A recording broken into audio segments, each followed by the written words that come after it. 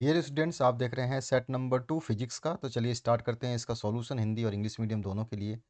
यहाँ पे पहला जो क्वेश्चन है आपसे पूछा गया है, डिफाइन कैपेसिटिव रिएक्टेंस एक्सी को आपको डिफाइन करना है। सेट 1 में भी आपके यही क्वेश्चन आया हुआ था, बस उसको थोड़ा सा घुमाया गया था। मैं आपको ग्राफ बनाना था या संबंध बताना था। यहाँ पर जो है आपको इसको परिभाषित करना है। तो सांद्रित्र का वह प्रतिरोध जो परिपथ में बह रही धारा का विरोध करे उसे सांद्रित्र का प्रतिघात कहते हैं। बहुत ही सिंपल डेफिनेशन लिखी गई है, तो आप आसानी से याद कर सकते हैं। तो यहाँ पर इंग्लिश वर्जन भी है इसका। The resistance offered by a capacitor alone to the flow of alternating current through it is called capacitive reactance. इसके बाद दूसरा जो क्वेश्चन है, शो करना है आपको ग्राफ को जिसमें आपको वेरिएशन दिखाना है इंडक्टिव रिएक्टेंस एक्सएल और आपका फ्रीक्वेंसी वी पे, म्यू पी बोलते हैं इसको। तो कभी कभी फ्रीक्वेंसी एफ से भी डिनोट की जाती है। तो यहाँ पर जो है इस तरह का ग्राफ बनेगा, एक्सएल और फ्रीक्वेंसी म्यू या फिर एफ के बीच में जो स्ट्रेट कर्व होगा आपका। इसके बाद जो नेक्स्ट क्वेश्चन है उसकी बात करते हैं हम। तो नेक्स्ट जो क्वेश्चन है इसमें पूछा गया है, write truth table of AND gate. तो एंड गेट का जो है सिंबल कुछ इस तरह का होता है, आप सभी को पता है। कई लोग जो है यहाँ पे ए बी सी यूज़ करते हैं, कई लोग जो है एक्स वाई जेड यूज़ करते हैं। तो आपकी मर्जी, आप कोई भी सिंबल में आप नोमेनक्लेचर कर लें।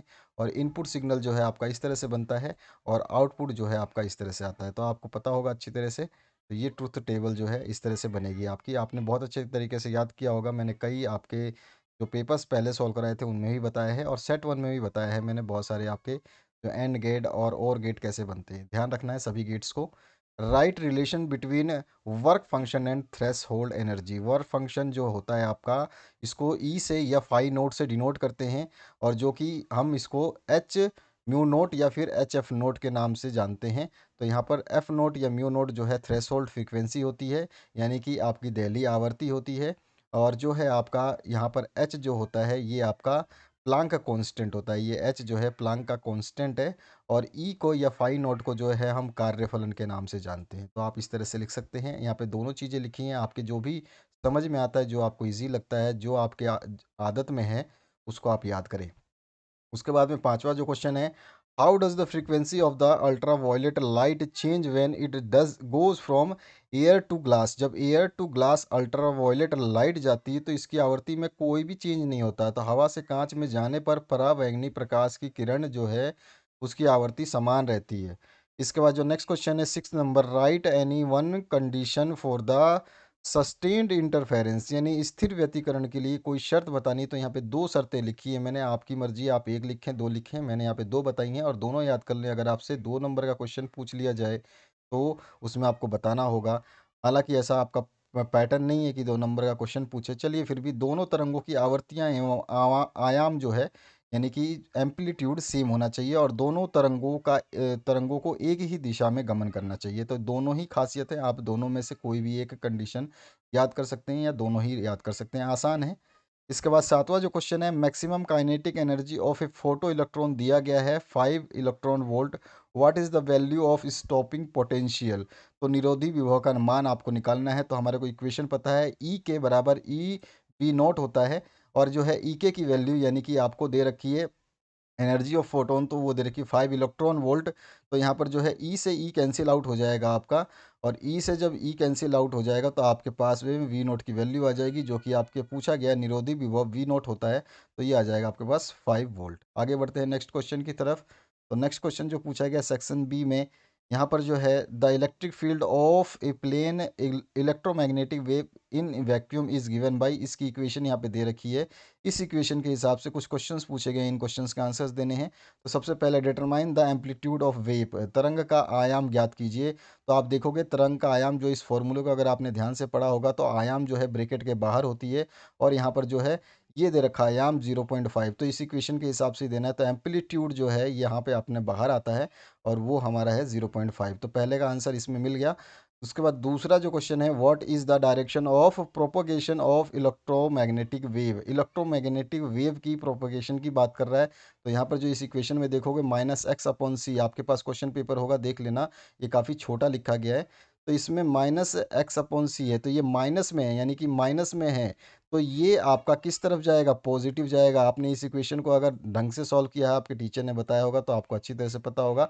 तो इसका मतलब ये हो जाएगा, ये आपका ऋणात्मक एक्स है तो वो धनात्मक एक्स की डायरेक्शन में जाएगा। तो यहाँ से देख करके हम बता सकते हैं धनात्मक एक्स एक्स की ओर, यानी टुवर्ड्स पॉजिटिव एक्स एक्सिस जो है विद्युत चुंबकीय तरंग का प्रसार इस दिशा में होगा, टुवर्ड्स एक्स एक्सिस, वो भी पॉजिटिव डायरेक्शन में। इसके बाद तीसरा जो क्वेश्चन पूछा गया, what is the direction variation of magnetic field. Magnetic field का जब हम डायरेक्शन वेरिएशन देते हैं तो वो होता है direction of velocity into direction of magnetic field, ठीक है। यानी कि वेग की दिशा मल्टीप्लाई या क्रॉस प्रोडक्ट जो निकालते हैं चुंबक के क्षेत्र की दिशा। तो हमारे पास देखिए विद्युत क्षेत्र जो है हम इसको ई से डिनोट करते हैं वेक्टर से, और वेग की दिशा को हम वी से डिनोट करते हैं, और चुंबकीय क्षेत्र की दिशा को हम A B B capital B से डिनोट करते हैं। यहाँ पर जो ई है वो आपका जे है, बी जो है ये आई है, और बी जो होता है चुंबकीय क्षेत्र की दिशा माइनस के में, क्योंकि हमें प्रोडक्ट निकालना है तो ये माइनस के में आएगा। तो ये माइनस के जो है यहाँ पर आपका आई जे के जो है, आप इसका आई जो एक्स एक्सिस वाई एक्सिस और ये जेड एक्सिस हो गया, तो माइनस में जेड एक्सिस दिखा रहा है। तो अतः चुंबकीय क्षेत्र की दिशा जो है ऋणात्मक जेड अक्ष की ओर होगी, ठीक है। तो इस तरह से आप देखोगे, hence the direction of magnetic field will be towards negative Z axis. इस तरह से आप लिख दोगे। ये सारे के सारे जो आंसर्स हैं आपको इसी इक्वेशन से निकालने थे, और इसमें सब कुछ दे रखा था आपको। केवल ये इक्वेशन जो है एक नई है, जिसने मतलब नई तो नहीं है, लेकिन आपने पढ़ा नहीं, ध्यान नहीं दिया तो बात अलग है। E equals to V cross B होता है, और यहाँ पर जो है ई की वैल्यू आप जानते हैं जे वेक्टर होता है, वी की आई होती है, और बी का माइनस होता है, और माइनस जो है जेड एक्सिस को डिनोट करता है के। तो हमारा जेड एक्सिस की ओर इसकी दिशा होगी, वो भी ऋणात्मक में, ठीक है, नेगेटिव। तो यहाँ पर ये आंसर आ गया। अब आते हैं 9वें क्वेश्चन के फर्स्ट पार्ट में। डिफाइन करना है क्रिटिकल एंगल को। क्रांतिक कोण जो है सघन माध्यम से आपतन कोण का वह मान जिसके लिए विरल माध्यम में आपतन कोण जो है 90 डिग्री होता है, वो क्रांतिक कोण कहलाता है। बहुत ही सिंपल एक वर्ड में डेफिनेशन लिखी गई है। यहाँ पर जो है क्रिटिकल एंगल को इंग्लिश में डिफाइन किया गया, आप इसको याद कर सकते हैं। उसके बाद में बी पार्ट जो है इसमें है right an expression for critical angle. क्रांतिक कोण के लिए व्यंजक लिखना है। क्रांतिक कोण का व्यंजन जो है आपको शायद सेट 1 में भी पूछा था, जिसमें आपसे डायरेक्ट पूछा गया था sine I C equals to 1 में म्यू होता है, या यहाँ से हम म्यू की वैल्यू निकाले तो आपका जो है म्यू इक्वल्स टू क्या आ जाएगा, म्यू जो आ जाएगा वो आपका यहाँ पर आ जाएगा, या लिखा हुआ था यहाँ पे, या है ये कटा हुआ है, मैं हटा देता हूँ इसको, आपको कन्फ्यूज़न ना हो। देखिए, तो यहाँ पर म्यू की वैल्यू निकालेंगे तो 1/sin IC आ जाएगा। यहाँ पे आप म्यू को इधर ले जाइए, साइन आई सी को इधर लाइए, तो mu equals to 1/sin IC हो जाएगा क्रांतिक कोण का। या फिर अगर 1/sin की वैल्यू, अगर आपने मैथमेटिक्स आपको याद होगा, तो इसको कोसेक IC डिनोट करते हैं। तो mu equals to cosec IC जो है इसका फाइनल डिसीजन या फाइनल आपका जो है प्रोडक्ट आएगा, या फिर कह सकते प्रोडक्ट की जगह मतलब इसका वैल्यू आएगा। तो एक्सप्रेशन जो है फाइनल ये आप लिखेंगे तो आपका आंसर बिल्कुल करेक्ट हो जाएगा। उसके बाद आते हैं नेक्स्ट क्वेश्चन की तरफ। नेक्स्ट क्वेश्चन जो है आपका सी, इसमें write a condition for total internal reflection to take place, यानी कि पूर्ण आंतरिक परिवर्तन के लिए शर्त क्या होती है। तो इसके लिए आवश्यक शर्त यह है कि प्रकाश की जो है सघन माध्यम से विरल माध्यम में प्रवेश करे। कि प्रकाश जो है, प्रकाश सघन माध्यम से, यहाँ की हटा दीजिए क्योंकि यहाँ पर ये प्रकाश जो है यहाँ पर देखिए कि प्रकाश सघन माध्यम से विरल माध्यम में प्रवेश करे तथा आपतन कोण का मान क्रांतिक कोण से अधिक हो। ठीक है, तो इस तरह से ये आपका सॉल्यूशन हो जाएगा। आगे बढ़ते हैं नेक्स्ट क्वेश्चन की तरफ। इसको नीचे इंग्लिश में लिखा गया है, आप इंग्लिश मीडियम के स्टूडेंट्स जो हैं यहाँ से उतार सकते हैं। आपको डिस्टिंग्विश करना है between conductors, insulators and semi conductor on the basis of energy bands बना करके। पिछली जो आपका क्वेश्चन था उसमें भी ऐसा ही क्वेश्चन पूछा गया था, ये क्वेश्चन 2 बार उतार दिया है, तो आपका कोई दिक्कत नहीं है, एक क्वेश्चन को हटा देते हैं, इसमें कोई इशू नहीं है। यहाँ से आप इस क्वेश्चन को हटा दीजिए।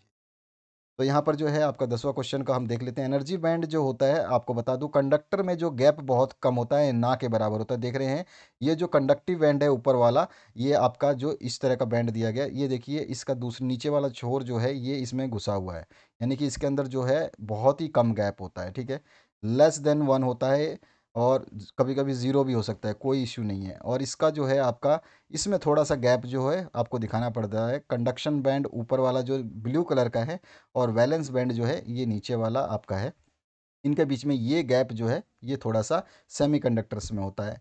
इंसुलेटर में ये गैप बहुत ज़्यादा बढ़ जाता है। तो आप जब ये डायग्राम बनाएंगे तो याद रखना है कि एक डायग्राम तो बिल्कुल चिपका हुआ बनाओगे, ठीक है, एक डायग्राम में थोड़ा सा गैप दोगे जो सेमी इंसुलेटर्स को दिखाएगा, सेमीकंडक्टर्स को दिखाएगा, और सबसे ज़्यादा गैप जो है इंसुलेटर्स को दिखाएगा। तो इस तरह से एनर्जी बैंड गैप जो है बनाया जाता है। तो इनको आप ध्यान रखेंगे, ठीक है। अब आते हैं हम नेक्स्ट क्वेश्चन की तरफ। ये 10वां क्वेश्चन हो गया आपका। इसी का 11, अब 10वें का जो है हम 10वें के बाद में 11 एक ही पार्ट दिया था उसमें। 10वां जो क्वेश्चन है इसके ए पार्ट की बात करते हैं। ड्रॉ करना है phasor diagram for series LCR circuit. तो श्रृंखला एलसीआर परिपथ के लिए फेजर डायग्राम जो है इस तरह का बनता है, जिसमें आपका ये 90 डिग्री पे रहता है, और इसमें जो है ये एंगल थीटा से डिनोट करिए, जो भी आपकी मर्जी है। यहाँ पे एक तरफ ऊपर की तरफ वी एल और नीचे की तरफ वी सी होता है, और इसका ये रिजल्टेंट मान के चलिए आप, जो कि आपका निकलता है। तो वी एल माइनस वी सी निकल जाएगा, उसकी ज़रूरत नहीं है फिलहाल। तो इस तरह का ये डायग्राम जो है बनेगा। आपको ध्यान रखना है इस टाइप का डायग्राम जो एल सी आर परिपथ के लिए सेट 1 में भी मैंने बना कर दिखाया था, आपने ध्यान दिया होगा तो आपको याद भी होगा थोड़ा बहुत। उसके बाद में write expression for the impedance of a series L C R circuit. तो हमने सेट 1 में ड्राइव किया था इक्वेशन, जिसमें Z equals to R square plus में X L minus X C का होल स्क्वायर लिखा था। वही इक्वेशन जो है आपका impedance of series LCR circuit की होती है। तो यहाँ पे मैंने डिनोट किया है, आप देख सकते हैं। इसके बाद सी पार्ट है, what is the phase difference between current end voltage in series LCR circuit. तो इसमें आपको बताना है धारा और वोल्टेज के फेज डिफरेंस का अंतर क्या होता है। तो इसको हम अंतर को जो है ये दिखाते हैं कि फेज डिफरेंस जब हम tan फाई निकालते हैं तो एक्स एल माइनस एक्स सी अपॉन में आर से डिनोट किया जाता है। यहाँ पे कोई ऑप्शन नहीं दिया गया है, कुछ नहीं दिया गया है, तो हमको केवल फॉर्मूला लिख करके छोड़ देना है। इसके बाद आते हैं नेक्स्ट क्वेश्चन पे। इसमें आपका 12 में क्वेश्चन पूछा गया है, draw properly labelled graph to show concerning photoelectric emission. तो आपको जो है कौन सा है इसमें, ए पार्ट में, इसमें जो प्रकाश विद्युत धारा का विकिरण की तीव्रता के साथ बदलाव। तो विकिरण की तीव्रता इधर है, इंटेंसिटी ऑफ लाइट, और यहाँ पर जो है प्रकाश विद्युत धारा की जो है मैंने फोटो इलेक्ट्रिक इफेक्ट जो है इधर दिखा रखा है। तो इन दोनों के बीच में जब कर्व आता है तो ये बिल्कुल स्ट्रेट लाइन जो है ड्रॉ करता है। तो यहाँ पर जो है ये आप देख रहे हैं स्ट्रेट लाइन जो है ये ड्रॉ कर रहा है, ठीक है। तो इस तरह से ये जाता है ग्राफ। इसके बाद आते हैं नेक्स्ट क्वेश्चन पे। तो यहाँ पे variation of photo electric effect with accelerating and stopping potential, यानी कि आपको जो बोल रहा है ये त्वरित और निरोधी विभव के बीच में जो है ये क्या बदलाव दिखाता है, ये आपको बताना है। तो इस तरह से ये बदलाव आपको देखने को मिलेगा, जिसमें फोटो इलेक्ट्रिक करंट जो है यानी कि प्रकाश विद्युत धारा जो है यहाँ पर ऊपर आपका शो कर देना है आपको। ये आपका लाइन के ऊपर होता है, और इसके बाद में जो है आपका संतृप्त धारा सेचुरेटेड करंट इस तरह से बिल्कुल स्ट्रेट लाइन जो है इसके पैरेलल जाती है एक्स एक्सिस की तरफ, एक तरफ नेगेटिव एक तरफ पॉजिटिव होता है। त्वरित का मान जो है आपका बिल्कुल इस तरह से जाएगा, और उसके बाद में निरोधी विभव जो है यहाँ पर आपको दिखाता है माइनस में, ठीक है। तो इस तरह से आपको ये ग्राफ बनाना है ताकि आपको पूरे नंबर मिले, नहीं तो नंबर कट जाएंगे। आपको ध्यान रखना है ग्राफ बनाते समय बहुत कुछ जो है आप गलती ना करें। उसके बाद variation of stopping potential with the frequency of incident reaction, यानी निरोधी विभव और आपतित विकिरण की आवृत्ति के साथ में बदलाव कैसे होता है। तो देखिए निरोधी विभव जो है इस साइड दिखाते हैं हम वाई एक्सिस की तरफ, और जो है विकिरण की प्रवृत्ति जो है एक्स एक्सिस पे दिखाएंगे।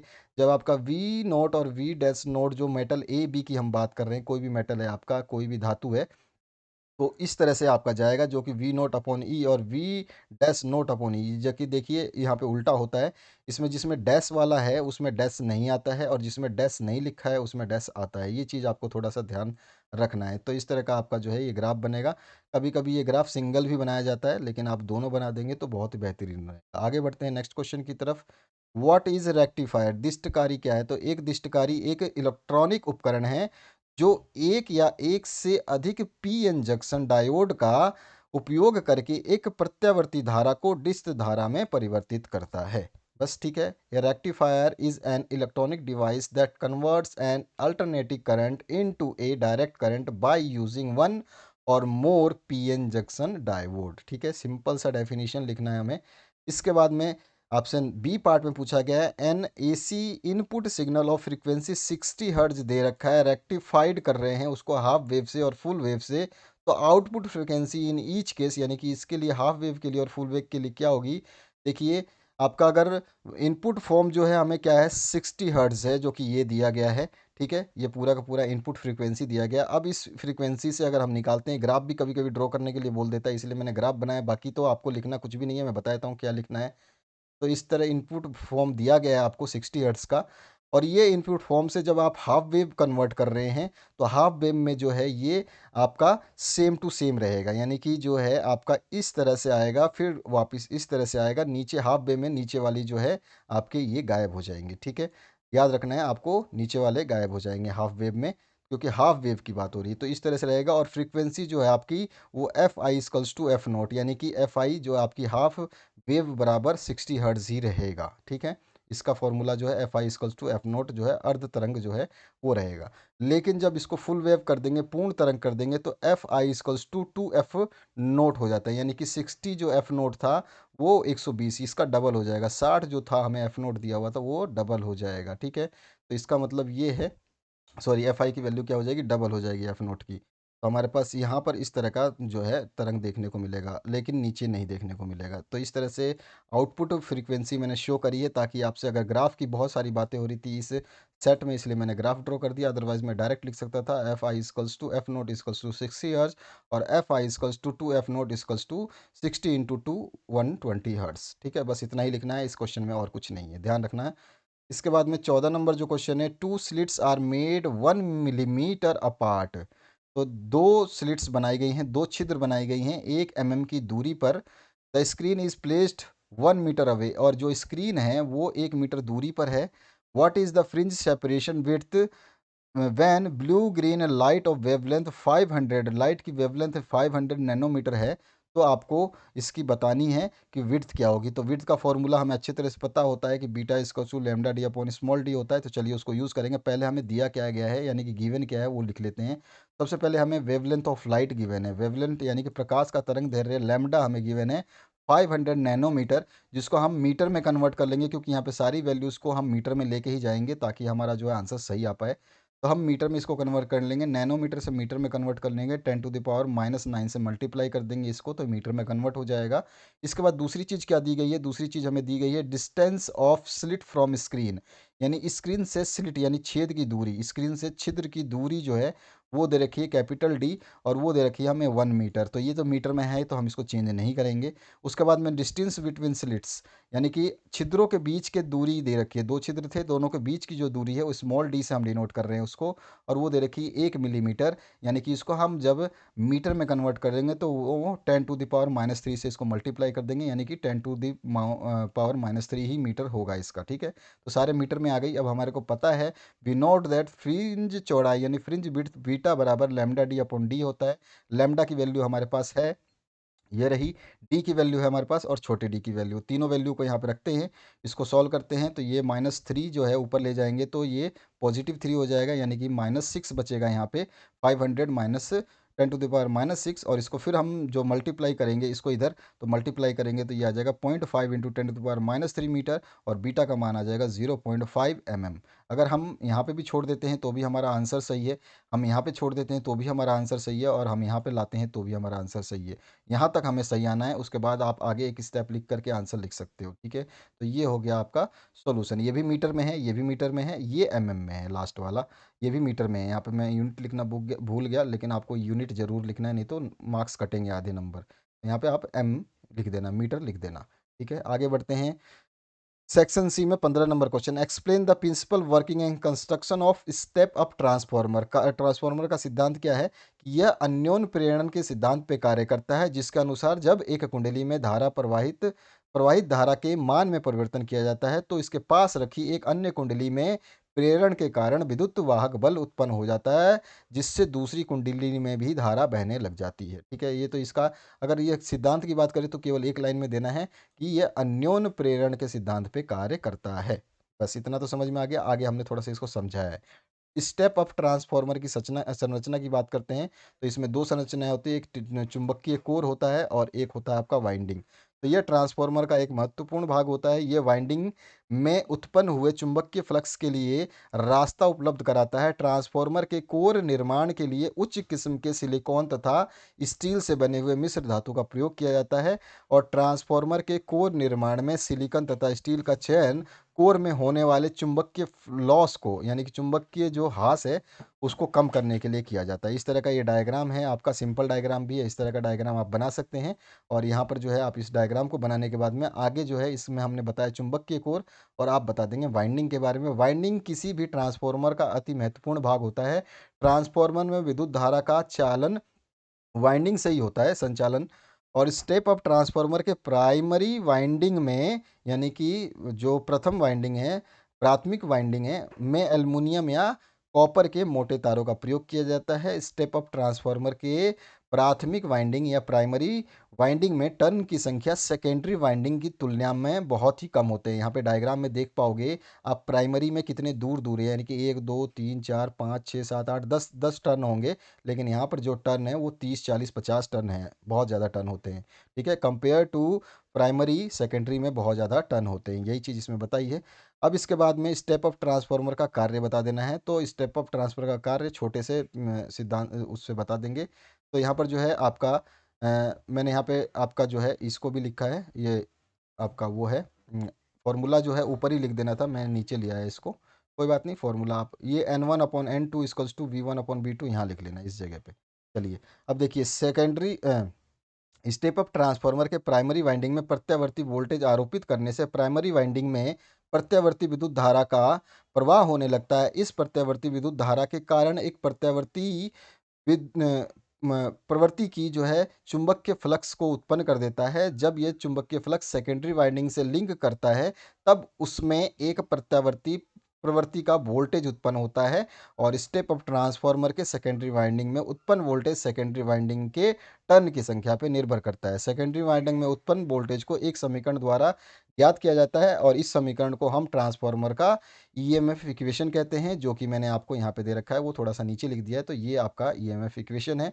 इसमें से 3 वैल्यू दी जाती है और एक वैल्यू हम निकाल लेते हैं। ठीक है, तो यही आपकी लास्ट इक्वेशन है। इस इक्वेशन को यहाँ पे इस जगह पे लिख देना, ध्यान करके यहाँ पे लिख देना आप इस जगह पे। ठीक है, इस जगह पे लिख दोगे इस इक्वेशन को। तो यहाँ पर मैंने इंग्लिश में समझाया है, पहले प्रिंसिपल बताया है आपको, उसके बाद में स्टेप्स ऑफ ट्रांसफार्मर स्ट्रक्चर्स बता दिए हैं कि क्या क्या स्टेप्स होते हैं। तो 2 ही स्टेप्स होते हैं, मैग्नेटिक कोर और वाइंडिंग। उसके बाद में वर्किंग ऑफ ट्रांसफार्मर, ये स्टेप अप ट्रांसफार्मर का। और फिर जो है हमारा लास्ट में एक फॉर्मूला जो है, इस फॉर्मूले पे ये काम करता है। इस तरह से सिंपलेस्ट वे में आपको समझाने की कोशिश की गई है, क्योंकि आपका जो फिजिक्स का पेपर है बहुत ही लेंदी बना है ये वाला, और इसमें बहुत सारी चीज़ें जो हैं आपको ढंग से याद करनी होगी। ड्रॉ करना है कि ग्राफ शो करना है variation angle of deviation delta में और एंगल ऑफ इंसिडेंस आई में for monochromatic ray passing through a glass prism of refracting index A. उससे कोई फ़र्क नहीं पड़ता है, आपको ध्यान होना चाहिए कि क्या बोल रहा है। ग्राफ बनाने के लिए आप ग्राफ बना दीजिए सही। तो यहाँ पर जो है इस तरह का ये ग्राफ बनता है, जिसमें हमारा डेल है और डेल एम जो है इसमें परिवर्तन की दर है। यहाँ पे आपके जो है इंसिडेंट जो है आपकी वो है एंगल ऑफ इंसिडेंट, तो I1 I2 तो इस तरह से चलता रहेगा। और इधर एंगल ऑफ डेविएशन है, और ये ग्राफ जो कुछ इस तरह से आप देख रहे हैं ऐसा ही बनेगा। ठीक है, एकदम बराबर मत बना देना, नहीं तो उसको गलत माना जाएगा। तो थोड़ा इस तरह का आपको बनाना है, और ये डॉटेड लाइन जरूर शो कर देनी है। फिर इसने बी पार्ट में बोला है हैंस डिड्यूस द रिलेशन, हमको ये रिलेशन स्थापित करना है। तो इस रिलेशन को स्थापित करने के लिए सबसे पहले हमें ये प्रिज्म जो है डायग्राम बनाना पड़ेगा, और इसमें जो सारे एंगल्स है R1 और जो आपका R2, ये सारे के सारे शो करने पड़ेंगे। सिंपल है, पहले सोच लीजिए कि ये डायग्राम आपको याद करना है किसी भी तरह से। जब ये डायग्राम आप याद कर लोगे, तो इसमें आप चाहो तो बता सकते हो कि PQ PR RS AI I2 R1 R2 क्या है। अगर आप चाहें तो बता दें, और नहीं चाहेंगे तो कोई ज़रूरत नहीं है बताने की। मैंने केवल आपके सिंप्लीफिकेशन आपको समझाने के लिए यहाँ पे लिखा है, बाकी इसका कोई लेना देना नहीं है। आपको पता है, आपने डायग्राम बनाया है तो आपको पता होना चाहिए कि ये एंगल्स हैं इसमें। ठीक है, अब इसके बाद में क्या करना है, हमें कुल विचलन विचलन जो है वो निकालना है। टोटल हमें क्या निकालना है, हैंस डिड्यूस करना है इस एक्सप्रेशन को। ठीक है, तो यहाँ पर देखिए, कुल विचलन निकालने के लिए डेल ए जो हमारा डेल्टा का फॉर्मूला होता है वो होता है I1 प्लस में I2 माइनस R1 प्लस में R2। ये सिंपल सा आपको इस डायग्राम को देखने की ज़रूरत नहीं है, डायग्राम केवल बनाना है। अगर इसको आप चाहते हैं बहुत विस्तार से, तो ये आधा पौन घंटे का टाइम लगेगा, तब जाके इसको समझ में आएगा, क्योंकि एक लंबी डेरिवेशन है। समझाने के लिए कौन सा एंगल कहाँ से बना, कैसे आया, ये सब चीज़ें बहुत लंबी हो जाएगी। तो अगर मैं आपको एग्ज़ाम में लिखने के लिए अगर याद करने का तरीका बताऊँ, तो ये डायग्राम आपको आसानी से याद कर लेना है। कोई कुछ नहीं है, 2 बार बनाओगे ये डायग्राम याद हो जाएगा। ठीक है, इस डायग्राम के बाद आपको सीधा सीधा टोटल डेविएशन यानी कुल विचलन आपको निकालना है। तो उसके लिए डायरेक्ट ये फॉर्मूला आप लिखोगे, delta equals to I1 plus में I2 माइनस R1 प्लस में R2। ठीक है, ये फॉर्मूला आपका पहला स्टैंडर्ड फॉर्मूला होगा। और जो कि हम जब प्रिज्म बनाते हैं, तो यहाँ पे जो R1 और R2 जो होता है हमारा I1 और I2 जो होता है, देखिए जब R1 और R2 जो होता है ना, ये वाला यहाँ पर ये R1 है ये वाला एंगल और R2 है ये वाला, ये दोनों एंगल मिल करके हमारे इस ए एंगल के बराबर होते हैं, ठीक है। आप जब इसको करोगे तो आपको पता चलेगा, ठीक है। तो R1 प्लस R2 हमारा एंगल ए के बराबर होता है। तो यहाँ पर देखिए हमने क्या करा है कि R1 प्लस R2 को, चूंकि R1 प्लस R2 बराबर एंगल ए, तो हम इसको ए से रिप्लेस कर रहे हैं। तो यहाँ पर हमने केवल ए लिखा, वही इक्वेशन है, बस इसमें हमने R1 प्लस R2 को क्या लिखा, ए, जो कि होता है, ठीक है। तो ए से रिप्लेस किया। अब हम बात कर रहे हैं when angle of deviation is minimum, बहुत ही कम विचलन हो, ना के बराबर विचलन हो, तो सब मान जैसे एक जैसे हो जाएंगे, सारे मान एक जैसे हो जाएंगे, यानी कि I1 जो है और I2 ये दोनों लगभग बराबर हो जाएंगे, R1 जो है वो R2 दोनों बराबर हो जाएंगे। तो इस तरह से हम आप इसको आगे प्रूव करने वाले हैं, ठीक है।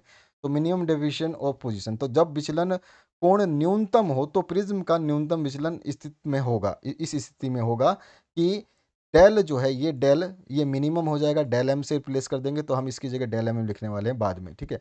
I1 जो है ये I2 के बराबर हो जाएगा, यानी I1 I2 बराबर हो जाएगा, इसको हम I मान लेते हैं, ठीक है। इसी तरह से डेल जो है डेल एम के बराबर हो गया। हमने विचलन दिखाया हम कि बिल्कुल कम विचलन हो तो क्या होगा, तो हमने थोड़ा सा बताना पड़ेगा, तभी जाके आपको पढ़ना है, केवल स्टेप्स लिखने हैं। तो del equals to del M और I1 equals to I2 equals to I, ठीक है। हम I1 और I2 को I मान लेते हैं। अगर हम दोनों को I मानते हैं तो देखिए हम क्या लिख सकते हैं कि यहाँ पर डेल एम एल, अब इसकी जगह ये वाला जो है यहाँ पे क्या है, डेल की जगह क्या है, डेल एम है, तो हम डेल की जगह क्या लिख रहे हैं, डेल एम लिख रहे हैं, क्योंकि हम रिप्लेस कर रहे हैं, ये वैल्यू से रिप्लेस कर रहे हैं। तो यहाँ पे डेल एम की जगह क्या डेल की जगह क्या लिख रहे हैं, डेल्टा की जगह डेल्टा एम लिख रहे हैं। और I1 प्लस I2 ये दोनों, ये भी I के बराबर है, ये भी I के बराबर है, दोनों जब I के बराबर है तो कितने हो जाएंगे, 2I हो जाएंगे ना, एक I ये और एक I ये भाई I1 भी I के बराबर है और I2 भी I के बराबर है, तो दो I हो गए यहाँ पे, तो यहाँ पे लिख दिया हमने 2I। समझ में आया अभी तक डेविएशन, माइनस ए का माइनस ए वापिस उतार दिया। अब यहाँ से मैं, मेरे को क्या करना, I की वैल्यू निकालना है, तो मैं क्या करूँगा, I को यहीं छोड़ दूंगा, I को इधर छोड़ देता हूँ और बाकी सारी वैल्यूज़ को उधर ले जाऊँगा या इधर ले जाऊँगा, दूसरी तरफ मैथमेटिक्स अप्लाई करनी है, केवल I को रखना है इधर। तो इधर से माइनस का ए उधर जाएगा तो डेल्टा एम में ये प्लस हो जाएगा, तो ये डेल्टा एम में प्लस हो गया, और साथ में आई के साथ में टू जो है इनटू में वो डिवाइड में चला जाएगा। तो इस तरह से आई की इक्वेशन ये आ जाएगी। अब देखिए मैंने कहा कि जब I1 और I2 जो है हमारे I के बराबर है, तो इसी तरह R1 और R2 हम R के बराबर मान लेंगे। तो R1 और R2 बराबर R1 और R2 R के बराबर मान लिए, क्योंकि कम विचलन है, विचलन जब नहीं होगा तो सब कुछ बराबर ही होगा, ठीक है। तो यहाँ पर अगर मैं देखूँ तो यहाँ पर जो है R1 और प्लस R2, यानी कि R प्लस R कितना हो गया, 2R हो जाएगा, यानी कि ये कितना हो जाएगा, ए हो जाएगा। और ये 2R है, यानी कि आर एक है फिर दूसरा भी आर है, क्योंकि दोनों आर के बराबर है, ये R1 भी आर के बराबर है, R2 भी आर के बराबर है, तो यहाँ पे एक आर, यहाँ पे एक आर, ये हो गया 2R, 2R बराबर ए, तो आर बराबर क्या हो जाएगा, तो आर बराबर हो जाएगा A/2। समझ में आ रहा है, ये चीज़ हमने ऊपर लिखी थी, यहाँ पे देखिए ये रहा R1 प्लस R2 जो है ए था, जो कि प्रिज्म एंगल के बराबर होता है, ए एंगल के बराबर। जब R1 को आर मान लिया, R2 को भी आर मान लिया, तो दोनों हो गए 2R बराबर ए, तो आर बराबर क्या हो जाएगा, A/2। तो हमने लिखा आर बराबर A/2। अब हम जो है आर की जगह जो है वैल्यूज़ को रख देंगे। अब स्नेल का नियम जो हमारा हम जानते हैं क्या होता है कि μ1 साइन I1 बराबर μ2 साइन R1 होता है। अब देखिए यहाँ पे क्या करेंगे, यहाँ पर हम जो है म्यू की वैल्यू निकालेंगे, तो म्यू की वैल्यू निकालने के लिए हमारे पास क्या आ जाएगा, sine I upon sine R. ये क्या होता है, ये हमारा स्नेल का नियम होता है, आपने 10वीं क्लास से पढ़ा है। अब साइन आई की वैल्यू हमने निकाल रखी है, ठीक है, और साइन आर की वैल्यू हमने निकाल रखी है, यानी कि आई की वैल्यू हमें पता है और आर की वैल्यू पता है। देखिए आई की वैल्यू जो है हम देखते हैं, ये रहा आई की वैल्यू, ठीक है। तो ये आई की वैल्यू रख देते हैं साइन आई में, तो साइन रहेगा और आई की वैल्यू ये रख दी। और आर की वैल्यू अभी अभी हमने निकाला, ये रहा, ठीक है ना, ये आर की वैल्यू क्या है, A/2, तो हमने A/2 इसकी वैल्यू रख दी। बस यही इक्वेशन हमें प्रूव करनी थी, सिंपल है, बिल्कुल आसानी से। दोबारा एक बार वीडियो को रिपीट करिए, देखिए, आराम से समझ में पूरा आ जाएगा, बिल्कुल स्टेप बाय स्टेप आपको समझाए कौन सी चीज़ कैसे आएगी। और बहुत ही आसान डेरिवेशन है, हल्के में लेना मत, बस केवल समझना है, एक से दो बार देखोगे वीडियो समझ में आ जाएगा, ठीक है। आगे बढ़ते हैं, स्टेट करना है हाइजेंस सिद्धांत को। तो देखिए हाइजेंस का सिद्धांत कहता है कि तरंगाग्र का प्रत्येक बिंदु अपने आप में गोलाकार तरंगों का स्रोत है, इन गोलाकार तरंगों का योग जो है तरंगाग्र बनाता है, ठीक है। तो यहाँ पर जो है इस तरह का एक डायग्राम आप बना सकते हैं, ठीक है। ये आपका तरंगाग्र का एक गोलाकार का जो है एक क्या बनाता है, पथ बनाता है, गोलाकार तरंगों का एक तरंगाग्र बनाता है। इस तरह का डायग्राम आप बना सकते हैं। तो एग्जामिनर थोड़ा डायग्राम बनाने से समझता है कि आपने पढ़ा है, ठीक है। जरूरी ये नहीं कि आपको डायग्राम याद है नहीं है, ये ज़रूरी है कि एग्जामिनर को सेटिस्फाई करना है कि हाँ आपने बुक से ढंग से पढ़ाई करी है। तो डायग्राम हमेशा बनाएं, ना पूछे तो भी बना दो, और समय कम लो क्योंकि आपके पास समय नहीं रहेगा। तो यहाँ पे इंग्लिश में मैंने इसको डेफिनेशन को दिया है। इसके बाद बी पार्ट में पूछा है यूज़ करना है हाइजन प्रिंसिपल को और इस्टेब्लिश करना है लॉ ऑफ रिफ्रैक्शन को। तो लॉ ऑफ रिफ्रैक्शन आपने 10वीं से पढ़ा है। यहाँ पे थोड़ा सा जो है कुछ नहीं है, इस डायग्राम को फिर से बनाना है आपको, मतलब ये डायग्राम फिर आप याद करिए, ठीक है। इसमें देखिए हमको लिख देंगे, हम क्या लिखेंगे, स्टेटमेंट दो माध्यम एक और दो को अलग करते हुए एक समतल सतह एक्स वाई पर एक समतल तरंगाग्र ए बी घटना को चित्र में दिखाया गया है। हमने इस चित्र में इसको घटना को दिखा दिया, ठीक है। इस चित्र को आपको बनाना होगा, चाहे आप कैसे भी रटें याद करें, वो आपकी हेडक है, लेकिन याद करना होगा। ये भी डायग्राम और ऊपर वाला जो डायग्राम मैंने बताया तो वो भी। डायग्रामों का भंडार होने वाला है आपके पास में, आप अभी से ढंग से पढ़ने लग जाओ, बार बार हर दूसरे दिन डायग्राम बनाओ, भूलो मत, डायग्राम बनाते जाओ। लेकिन लास्ट में अगर आपने सोचा कि मैं बाद में पढ़ लूंगा ना, तो फंस जाओगे, फिर किसी काम का नहीं रहेगा आपका, ये ध्यान रखना। तो यहाँ पर जो है चित्र में दिखाएगा, मान लें कि V1 और V2 दोनों माध्यम में प्रकाश के वेग हैं। यानी कि कौन से माध्यम में, अलग अलग दो माध्यम लिए हैं, दोनों माध्यम में प्रकाश के वेग हैं, जिसमें V2 जो है वो छोटा है V1 से, या V1 बड़ा है V2 से। और माना आपतन कोण और परावर्तन कोण, जो आपतन कोण और अपवर्तन कोण, आपतन कोण और अपवर्तन कोण जो है I और R हैं, इंसिडेंट रे, इंसिडेंट एंगल और एंगल ऑफ रिफ्रैक्शन, ठीक है। तो इस तरह से हमने छोटी सी स्टेटमेंट लिखनी है, 3 लाइन की 4 लाइन की, ठीक है। अब इसके बाद में हमें दो ट्राइंगल्स को लेने हैं। ट्राइंगल्स आपको अच्छी तरह से पता है। एक ट्राइंगल हम लेंगे ADC, तो हमारा ये A है, ये D है और ये C है, ठीक है। उसके बाद हम दूसरा ट्राइंगल लेंगे AB और C, ठीक है। तो आपने अच्छी तरह से, ये 90 डिग्री आपको पता है, यहाँ पे भी ये 90 डिग्री है। तो जब 90 डिग्री है तो हम अपना फॉर्मूला यूज़ कर देंगे, ठीक है, दिमाग लगा देंगे, बस सिंपल सी है। तो हम इसमें देखेंगे साइन जो है आपका एंगल डी की बात कर रहे हैं हम, यहाँ पे आर जो है उसकी बात कर रहे हैं, यानी सी की बात कर रहे हैं। सी एंगल क्या है आपका, आर है, तो हमने साइन आर लिख दिया इसको। और साइन आर की वैल्यू क्या हो जाएगी, वो हो जाएगी हमारी ए डी, जो ये वाली वैल्यू ए डी वाली लाइन है, ये वाली मैं आपको थोड़ा सा दिखा देता हूँ इस तरह से। ये जो आपकी ए डी लाइन है ये वाली, ठीक है, ये लाइन आपकी, और फिर इसके अपॉन में आ जाएगा ए सी, ये वाली लाइन, ठीक है, ये वाली लाइन। क्लियर हुआ, तो आपकी ये लाइन बन जाएगी, समझ में आ गया होगा आपको। मैं चेंज करूँ क्या, इंक इंक चेंज करके दिखाऊँ आपको। चलिए देखते हैं दोबारा से। यहाँ पर देखिए ये वाली जो लाइन है आपकी, इसका जो है थिकनेस भी बढ़ानी पड़ेगी मुझे, तो आई थिंक 3 कर देते हैं। चलिए देखिए आपको क्या करना है, ए डी, ये ए डी, ठीक है, अपॉन में आपको ये वाला जो है ए सी कर देना है, ठीक है, इस ट्राइंगल से। और जो आप दूसरा ए बी सी ट्राइंगल लेंगे, इसमें बी एंगल क्या है, तो देखिए आपका बी एंगल क्या है आपका, सॉरी, बी ए सी में, तो आपका ए बी सी में है ना, तो B A C, A angle क्या है, तो यहाँ पे ए एंगल आई है, तो हम साइन आई लिखेंगे। और साइन आई को निकालने के लिए हम बी सी, जो आपका ये वाला है बी सी, उसके एंगल के सामने वाले को लेते हैं ना, जो भी आपका एंगल वाला सामने ऊपर आएगा। इस एंगल के सामने वाला क्या था, ए डी ऊपर आया है, यहाँ पे देख रहे हो आप। इसी तरह से इस एंगल के सामने वाला क्या है, तो बी सी है, तो बी सी ऊपर आएगा और नीचे आ जाएगा बचा हुआ ए सी, ठीक है। तो ये आ गया ए सी नीचे वाला, क्लियर हुआ। तो इस तरह से आ गया, बस इसके बाद कुछ है ही नहीं आपको। इसके बाद में सिंपली सिंपली V1 और V2 जो हमने माना था उनको रख देंगे, ठीक है। तो यहाँ पे sign A B C B1T हो गया, और साइन आर ए डी जो है ये B2T हो गया, ठीक है। और इसके बाद में sine I upon sine R, Snell का नियम हमें अच्छी तरह से याद है, V1 upon V2 equals to mu 2 upon mu 1 equals to मी। बस यही प्रूव करना था, छोटा सा 3 लाइन का केवल डेरिवेशन है। ये डायग्राम इंपॉर्टेंट है और ये चीज़ आपको याद रखनी है। तो इस तरह से आपका जो है ये डायग्राम बनाना था और आपको याद रखना था। बहुत ही सिंपल है, डेरिवेशन में कुछ भी नहीं है, लेकिन डायग्राम हैवी है। ये डायग्राम हैवी है, एक डायग्राम अभी मैंने आपको ऊपर बताया था, ये डायग्राम हैवी है। तो डायग्राम के जो बनाने में क्या गलती नहीं करना है, एग्जामिनर बहुत बारीकी से चेक करता है डायग्राम को। जो इस टाइप के डायग्राम होते हैं, नॉर्मल डायग्राम तो कोई दिक्कत नहीं है, जैसे ही बना दिया चल जाएगा। 18वां क्वेश्चन है, define to forward and reverse biased, यानी कि अग्रदिशिक और पश्च दिशिक व्यास को आपको परिभाषित करना। अग्रदिशिक व्यास की बात है, जब बैटरी का धनात्मक टर्मिनल जो है वो P से, धनात्मक टर्मिनल किससे कनेक्टेड हो, P से, और ऋणात्मक टर्मिनल किससे कनेक्टेड हो, N से, तब इस प्रकार के अग्रदिश बायस कहलाते हैं, ठीक है। इस प्रकार के बायस क्या कहलाते हैं, अग्रदिश अग्रदिशिक वायस कहलाते हैं। और इसको बस हम इतना ही डेफिनेशन हमने दे दिया, यही बहुत है। बाकी आप आगे लिखना चाहें तो इसकी वैल्यू जो है लगभग लगभग ये वेरी करती है 10⁻³ एम्पियर पे। और इस धारा में जो मुख्य रूप से बहुसंख्यक आवेश वाहकों के कारण प्रभावित होते हैं, ठीक है। और इसमें जो है आपके अल्पसंख्यक आवेश के कारण प्रभावित होते हैं। और इसमें जो धारा का मान है लगभग 10⁻⁻6 एम्पियर होता है। और इसमें बैटरी का ऋणात्मक से पी जुड़ा होता है और धनात्मक से एन जुड़ा होता है। ध्यान रखना, इसमें उल्टा है, यहाँ पे ऋणात्मक से एन जुड़ा हुआ है, यहाँ धनात्मक से एन जुड़ा हुआ है, यहाँ पे ऋणात्मक से पी जुड़ा हुआ है, यहाँ पे धनात्मक से पी जुड़ा हुआ है रिवर्स बायस्ड में। ठीक है, तो यहाँ पे फॉरवर्ड बाइजिंग और रिवर्स बाइजिंग के बारे में हमने इंग्लिश में भी लिख दिया है। तो इंग्लिश वाले मीडियम के स्टूडेंट यहाँ से नोट करेंगे, ये रिवर्स बायस्ड है, यहाँ से नोट कर लीजिए। अब बी पार्ट में पूछा गया है कि यहाँ पे तीन डायग्राम दिए हैं, इसमें +5 वोल्ट है, यहाँ पे +3 वोल्ट है, ठीक है। यहाँ पर आपका -10 वोल्ट है, यहाँ पर जीरो अर्थिंग किया है तो 0 वोल्ट हो गया।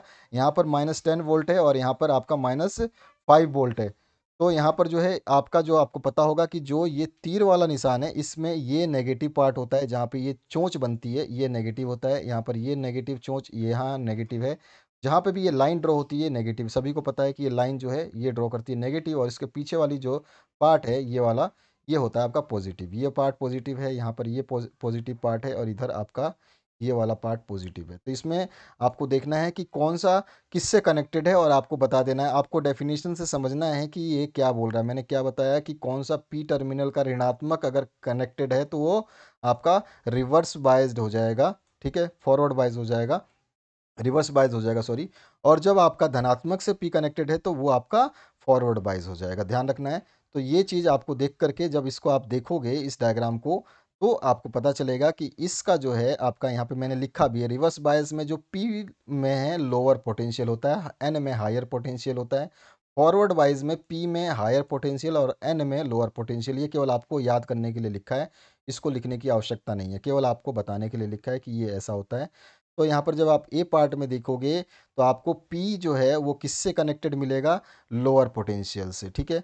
पी आपका लोअर पोटेंशियल, यानी कि देखिए यहाँ पर आपका धनात्मक जो है कनेक्ट है पी यहाँ पे, और लोअर पोटेंशियल यहाँ पे 5 है, यहाँ पे 7 है, यहाँ पे 2 ज़्यादा है, यहाँ पे 2 कम है, तो ये लोअर पोटेंशियल कनेक्ट है तो रिवर्स बायस्ड है।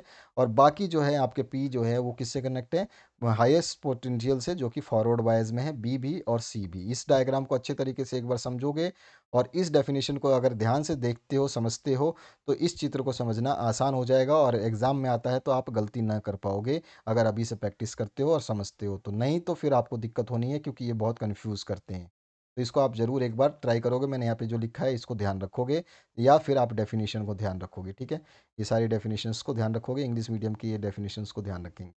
आगे बढ़ते हैं नेक्स्ट क्वेश्चन की तरफ। ड्राइव करना है expression for the resultant intensity due to interference of two waves. तो व्यक्तीकरण क्या होता है, पहले तो हम डेफिनेशन के द्वारा बता देंगे। समान आवर्ती तथा नियत कालांतर यानी कला संबद्ध के तरंगों के अध्यारोप से ऊर्जा पुनर्वर्तन इस प्रकार होता है कि किन्हीं दो बिंदुओं पर तीव्रता अधिकतम होती है तो किन्हीं दो पर बिंदुओं पर जो है तीव्रता न्यूनतम होती है। इस प्रभाव को व्यक्तीकरण कहते हैं। अब इस सिद्धांत के हिसाब से y=y1 + y2 ऐसे ऐसे चलता रहता है। दो तरंगों की बात करें तो दो तरंग हम ले लेते हैं, y1 a sin omega T और दूसरा लेते हैं y2 b sin omega T plus में फाई, ठीक है। और परिणामी आयाम जो एम्पलीट्यूड निकलेगा उसका फॉर्मूला होता है a² + b² + 2ab cos 5 का हाफ, या फिर इसको अंडर रूट में ले लो भाई, या तो इसके पावर हाफ लगाओ या इसको टोटल को अंडर रूट में ले लो, आपकी मर्जी है। तो मैंने यहाँ पे हाफ लगाया है, आप चाहें तो इसको अंडर रूट में लिख सकते हैं, ठीक है। ये पूरा का पूरा अंडर रूट में आ जाएगा, ये वैल्यू पूरी की पूरी। जब आप अगर लिखना चाहें तो मैं इस तरह से, अगर इसको हाफ को मिटा दूं तो हाफ नहीं रहेगा, तो आप इस तरह से इसको लगाओगे, ठीक है। और फिर आप इसको यहाँ से अंडर रूट में कर दोगे, ये हो जाएगा। हाफ हटाओगे तब, लेकिन हाफ लगा रखा है तो ये अंडर रूट हट जाएगा। तो यहाँ पे tan φ की जो वैल्यू निकालेंगे हम, tan φ की वो हो जाएगा b sin theta phi upon में a प्लस में b cos फाई। तो हमारा जो मेन आप इक्वेशन लिखोगे वो ये है, लेकिन ये डेरिवेशन काफ़ी बड़ी है, इसको बहुत शॉर्ट में किया है मैंने, नहीं तो ये आपका 3 पेज की डेरिवेशन है जो कि आप करते करते आधा घंटा खा जाओगे, और आधा घंटा खाने का तो आपके पास समय है नहीं। आपको मिलेगा 10 से 15 मिनट एक बड़े क्वेश्चन में, 10 मिनट से ज़्यादा, 10 से 15 मिनट, क्योंकि 15 15 20 और 15 45, 15 दूनी 30 और 15 तियां 45 मिनट में आपको जो है 3 क्वेश्चन सेक्शन सी के अटेंड कर देने हैं। बाकी बचेगा आपके पास 15 से 16 मिनट, अप्रोक्सीमेटली 15 मिनट नहीं, आपके पास बचेंगे फिर आपके पास 45 मिनट और बचेंगे, जिसमें आपको दोनों सेक्शन को अटेंड करना होगा। तो इस तरह से आपको ध्यान रखना है कि आप कौन से सेक्शन में कितना समय देने वाले हैं। तो यहाँ पर ये आप लिखेंगे, इस इक्वेशन को पूरे को लिखेंगे, ये tan फाई की वैल्यू tan थीटा की वैल्यू निकाल करके आप ये बता देंगे।